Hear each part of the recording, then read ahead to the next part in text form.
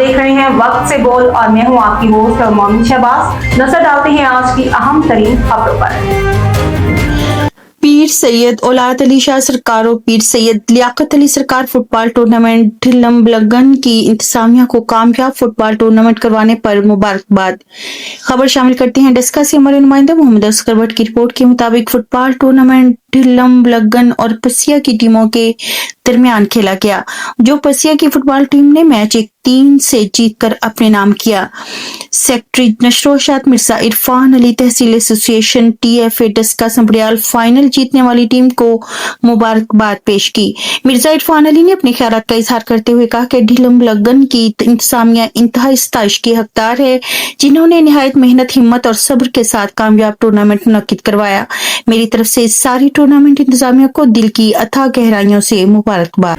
अब तक के लिए इतना ही। मजीद खबरों और अपडेट्स के लिए देखते रहें वक्त से बोल।